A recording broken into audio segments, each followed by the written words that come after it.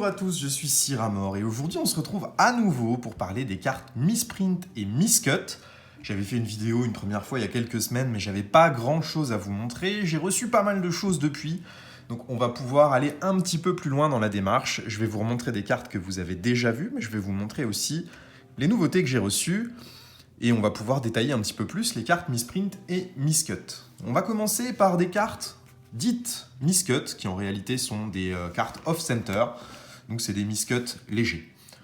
On a par exemple ce Pikachu V qui est très décentré vers la droite. On voit que la bordure de droite est bien plus fine que la bordure de gauche, et ça, ce sont des défauts assez courants, surtout sur les cartes récentes, où le contrôle qualité est sans doute un petit peu laxiste sur ces cartes. Donc là, on voit bien à l'arrière la différence de bordure, c'est bien plus visible à l'arrière qu'à l'avant. Et des cartes comme celle-ci, il en existe plein sur les sets récents. On a notamment ce Kaorin de Célébration avec le même type de défaut, une bordure à droite beaucoup plus fine qu'à gauche, et c'est visible également à l'arrière. On peut le trouver sur d'autres séries, là on est sur Alliance Infaillible, je crois, ou Gardien Ascendant, ouais c'est du Soleil et Lune ça. Sauf que c'est dans l'autre sens, c'est vers le haut que la carte est décentrée, et on a toujours cette même bordure hyper fine qu'on peut retrouver aussi sur l'arrière. Mais ça, c'est des défauts qui sont tout à fait mineurs. Le même type de défaut arrive sur, là, sur Évolution Céleste, hein, donc j'en ai 3 qui proviennent d'un même lot de boosters. Hein, c'est 3 cartes rares qui venaient d'un même display. Et en réalité, l'appellation qu'on voit en haut, 2021 Pokémon Nintendo, devrait être en bas. Et la découpe des cartes a été tellement mauvaise que celle-ci se retrouve en haut à la place d'être en bas. Donc en fait, elle provient de la carte du dessus sur la feuille d'impression. Et on le retrouve également à l'arrière où la bordure est vraiment très prononcée vers le haut. Et on retrouve ici le petit point qui était censé être l'indicateur de coupe, qui ne devrait pas être visible puisque normalement il se trouve entre les 4 coins des cartes. Donc celle-ci a été complètement ratée. Et ces défauts-là peuvent parfois être un petit peu plus prononcés, comme ici sur ce Pikachu volant VMAX. C'est pas des défauts majeurs, mais la carte est complètement décentrée vers le bas. Et du coup, on retrouve une bordure particulièrement grande sur le haut. Et c'est très courant, surtout sur Célébration. Il y a beaucoup de cartes avec ce type d'erreur.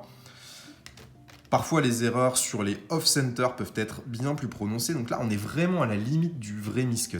C'est limite, mais le bord est encore visible sur la droite. Donc la carte est simplement un off-center. Mais je trouve que ça a vraiment un super rendu, surtout sur une carte comme celle-ci, le Eternatus VMAX Gold de Destinée Radieuse. C'est une très jolie carte en soi, mais là, elle est flinguée. On peut le retrouver sur d'autres cartes, toujours sur la même série Destinée Radieuse. On a ce Yveltal avec le même défaut. Celui-ci, vous l'aviez déjà vu sur la première vidéo. Le bord du bas est extrêmement fin. Et c'est toujours le même type de défaut. Donc c'est dans la catégorie des miscuts, ça. Mais ce sont pas, les cartes n'ont pas l'appellation miscut. Si on les envoie sur un institut de gradation comme CGC, elles reviendront en off-center parce que le bord est encore visible. Pour avoir l'appellation miscut, il faut que le bord ne le soit plus du tout.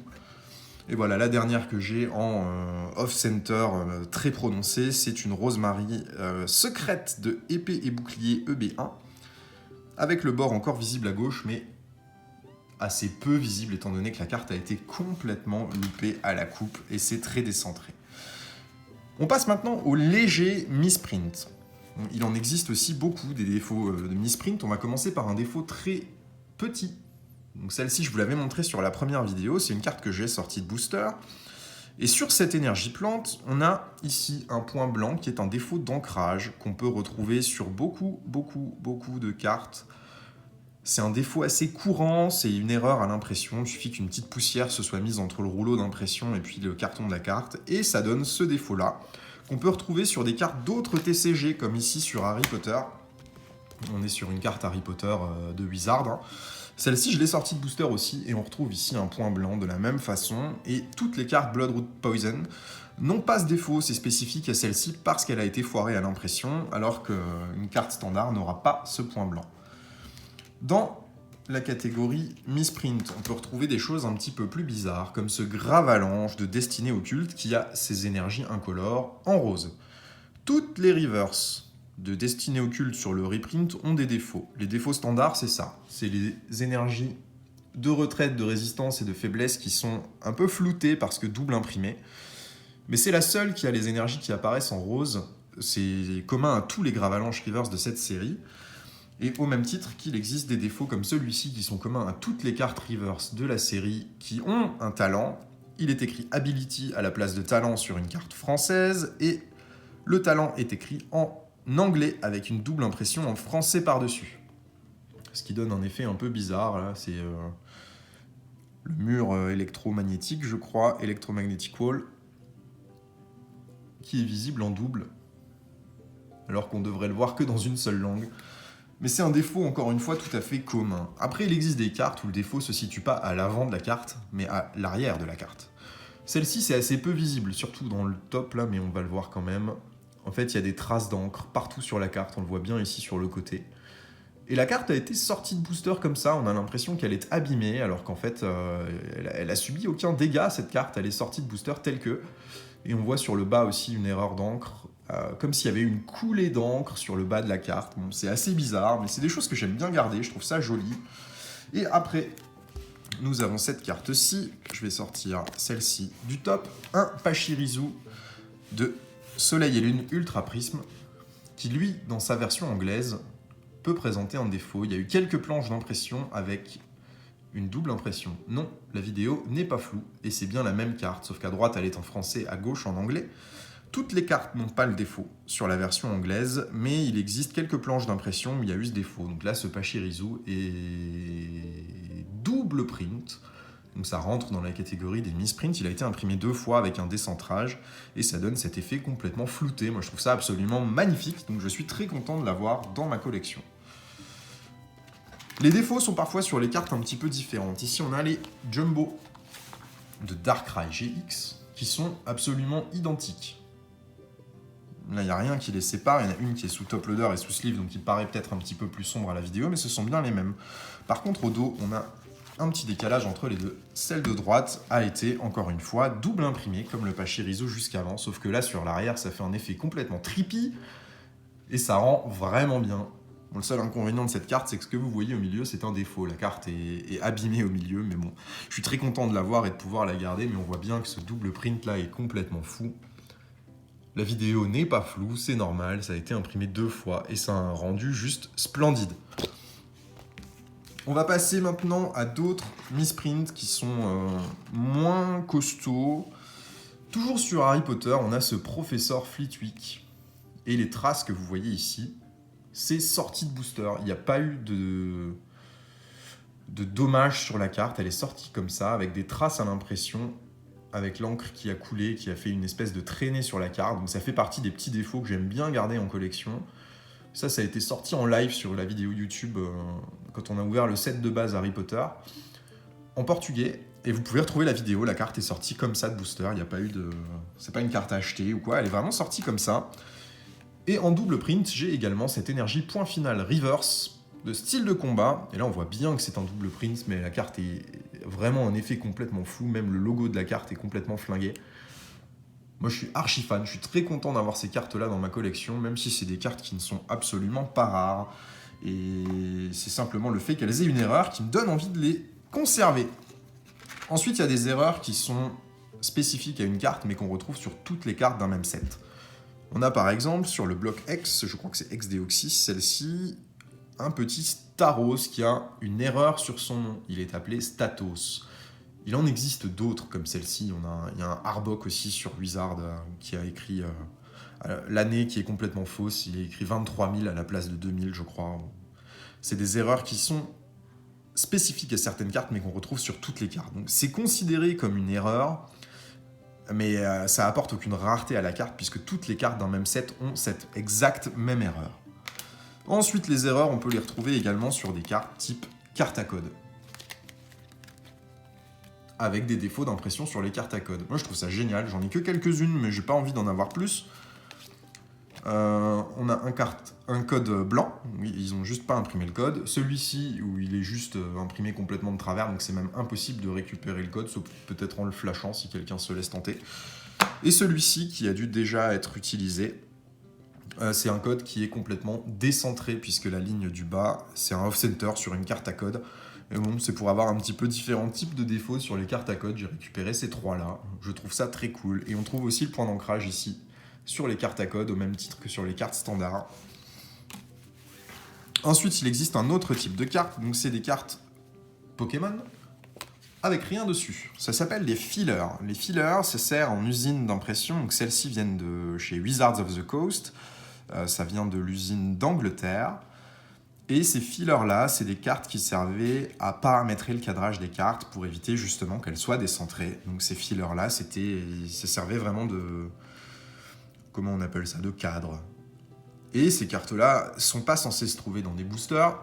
Il arrive qu'on les sorte de boosters ou que des employés de l'époque de Wizards of the Coast en aient récupéré et les aient mis en vente. C'est comme ça que j'ai récupéré ceux-ci. Ils viennent d'un ancien employé de chez Wizards. Après, dans les différents défauts qu'on peut trouver, il existe les crimps. Le crimp, c'est ce qu'on peut trouver en bas de ce grucuit. C'est la carte qui est pincée dans le booster au moment de la fermeture de celui-ci, et ça donne un effet ondulé sur la carte. Pour moi, ça ajoute un petit peu de valeur à la carte, le crimp. Je trouve ça assez cool. Et puis, c'est pas très courant sur des cartes françaises de trouver des crimps. On a ce Lunala aussi de célébration. Alors même si sur les sets courants, c'est bien plus commun que sur les sets anciens, je trouve ça très très cool. Et plus ils sont marqués, mieux c'est. Ça existe également sur Magic, ça c'est une carte de Magic de la série Unhinged. C'est Mother of Goons, c'est une carte qui est en anglais parce que la série n'existe que en anglais. On a également ce crimp au-dessus, et avec l'effet foil de la carte, on le voit très très bien. On le trouve aussi sur des tops. Ici, on a un tas de morves en tops avec un effet crimp au-dessus. Et le crimp sur les tops, c'est un petit peu moins prononcé parce que les boosters sont pas sur le même type de papier. C'est pas un espèce de plastique, c'est vraiment du papier sur les tops. Et du coup, l'effet crimp est bien moins visible. Mais c'est déjà très très cool d'en avoir un. Le Kaimorse, donc celui-là, on l'a sorti nous de booster sur le calendrier de l'avant avec un crimp en bas qui est aussi assez prononcé et qui est sur toute la longueur de la carte. On peut le trouver sur des cartes promo. Alors celle-ci, c'est la carte qui doit avoir le plus de crimp de l'histoire de Pokémon, parce qu'il y a eu des défauts de scellage de cette carte absolument incroyables. Mais je suis content d'en avoir récupéré une en crimp. Le crimp n'est pas très prononcé, il est vraiment que sur le bas de la carte. Par contre, il est bien appuyé, mais il n'est pas sur toute la longueur du scellage. Et parfois, il peut arriver des horreurs, comme ce Obali, où on a un défaut complètement de coupe. En fait, la carte est juste prise dans le booster à moitié. Le booster est scellé par-dessus, donc en fait, le booster n'est pas réellement scellé, puisqu'il reste un petit peu ouvert, comme la carte le gêne. Et à la découpe, ça fait une coupe affreuse au-dessus. C'est pas coupé au ciseau, c'est bien une découpe d'usine, mais qui est absolument dégueu, et ça donne une carte, c'est un morceau de carte. Et il arrive parfois qu'on puisse avoir dans un booster juste un coin de carte, ou un tout petit morceau de carte. J'ai pas réussi à en avoir, mais là le crimp, on voit qu'il est entier, et ça donne un effet vraiment sublime à la carte. La seule chose qui est dommage, c'est que ce soit tombé sur une carte commune, et pas sur une carte un petit peu plus rare que celle-ci. Après, dans les autres défauts, toujours dans la catégorie miscut, on a les cartes square cut. Le square cut, c'est un coin à la place d'être rond, comme ici. Il est carré, comme ici. Et ça, c'est pas normal. Les coins sont censés être tous les quatre ronds, mais ici, ces deux cartes-là ont un coin carré. Alors parfois c'est 1, parfois c'est 2, parfois c'est les 4. C'est vraiment peu commun d'en sortir de booster de ces cartes-là. Là, on a un bon bidou d'Évolution Céleste qui a eu les 4 coins carrés en sortie de booster. C'est quelque chose d'assez rare. Sur des cartes communes, c'est pas très cher. C'est des cartes qui valent pas grand-chose du tout. Mais sur des cartes potentiellement ultra rares ou des shiny, ça peut valoir beaucoup plus cher que ça. Et parfois, sur des cartes anciennes, on peut les retrouver aussi. Donc là, on est sur des cartes anglaises. On a un Colossinge et un Papillusion de Jungle en édition 2, en Unlimited. Ces cartes ont les 4 coins carrés. Mais il y a une spécificité sur ces cartes, c'est que ce n'est pas une découpe d'usine. C'est quelqu'un qui avait une planche complète de ces cartes, qui les a coupées lui-même avec sans doute un massicot, parce que c'est coupé plutôt proprement, et qui les a volontairement, en plus de les couper en coins carrés, a fait un off-center volontaire. Ces cartes-là sont communes. C'est pas quelque chose de rare et de difficile à trouver. Ça a un petit peu de valeur quand même parce que c'est du jungle et ça vient d'une feuille qui n'était pas coupée. Mais on peut encore trouver des sets complets jungle de cartes Unco avec tous les coins carrés. Donc là, ici, j'ai un set complet avec toutes les cartes peu communes de Jungle, coupées avec les coins carrés et off-center, mais ce sont des off-center volontaires qui ont été faits par la personne qui possédait cette feuille d'impression non coupée. Un set complet comme celui-ci, ça vaut actuellement entre 100 et 120 € pour avoir les 16 cartes peu communes de la série. Je trouve que c'est pas cher, étant donné que ça a un côté collection quand on collectionne les cartes un peu misprint, miscut qui est très très cool. Et les cartes sont neuves, donc je suis très content d'avoir pu acheter ça. Dans les miscuts, ensuite, on a les cartes dites réellement miscut, qui sont plus des off-center, mais bien des cartes complètement défoncées, comme ici ce Charmina, où on voit le début d'une carte dresseur en dessous. Et là, on est sur des cartes qui ont été loupées, de chez Loupé à la coupe. On se demande même comment c'est possible. On peut le trouver sur des cartes, là c'est un Evoli de Destinée Radieuse, la carte promo des ETB, où on voit sur le côté la carte suivante, qui est une carte full art, a priori. C'est peut-être un bout, je sais pas ce qu'il peut... Ça devait être un bout de planche, je crois que c'est blanc au dos, ouais. C'est une carte de fin de planche d'impression, puisqu'on voit le côté blanc au bout, et elles étaient imprimées, ces cartes-là. C'était que des Evoli VMAX sur la planche, donc il peut pas y avoir un bord argenté sur le côté. Ça aurait été noir si ça avait été un autre Evoli. Et celle-ci, ce qui est vraiment très cool, c'est qu'elle a été foirée autant sur le côté que sur la hauteur. Elle est ratée du début à la fin, je trouve ça génial.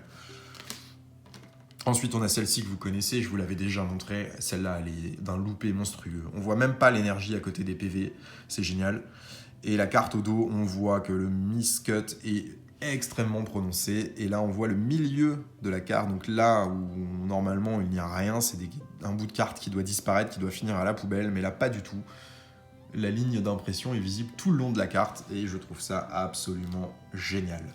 Ces défauts-là, on peut les retrouver sur des cartes aussi bien plus anciennes, mais c'est beaucoup moins courant. Ici, on a un électrode de Jungle en édition 1, en français, c'est une rare. Et là, on est sur une carte qui provient d'un booster et qui n'a pas été coupée hors usine. C'est un défaut d'usine où on voit le haut de la carte du dessus, qui était une carte sans doute de type plante, c'est du vert au-dessus. Et au dos, on voit le même défaut. Ça, c'est bien plus rare que tout le reste, étant donné que ça vient de Wizard et que c'est probablement sorti de booster telle qu'elle. Vu la façon dont la carte est coupée, il y a très peu de chances que ce soit quelqu'un qui l'ait coupée à la maison, celle-ci, sur une planche non découpée d'usine. Ces défauts peuvent être trouvés sur des cartes très récentes. Là, on est sur du point de fusion, c'est un Pyrobut VMAX, et là, la carte est twistée. Donc en fait, c'est comme si la carte était tournée au moment de la découpe, et ça donne un effet complètement flingué. Donc là, c'est pareil, l'énergie, elle est coupée en haut, et au dos, on voit que c'est pas normal comme coupe. Il y a un petit problème. Et moi, je trouve ça génial, j'adore avoir ces cartes. On l'a aussi ici sur Éclat d'Inésia. Pareil, ça vient de point de fusion, c'est une carte secrète, celle-ci, où le twist est dans l'autre sens par rapport au Pyrobut. On retrouve le même type de défaut, un peu moins prononcé que sur le Pyrobut, mais sur une carte plus rare d'origine. Ce qui explique l'attrait que j'en ai et pourquoi je les conserve en collection. Et après, il y a ces deux cartes-là que vous avez déjà montrées. Donc, on a le Yveltal de Destinée Radieuse qui, lui, est miscut puisqu'on ne voit plus le bord à droite. Et ce Meditica qui, lui, a une particularité. C'est une carte reverse du bloc X. On est sur X Légende oubliée. On voit la carte du dessous, mais je ne sais pas comment c'est possible. Le dos est clean.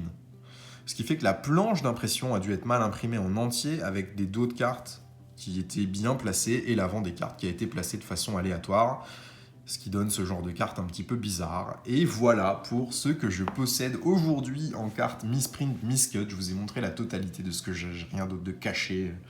Vous avez tout vu, mais ça me fait déjà une belle vidéo pour vous montrer ce à quoi peut ressembler la collection.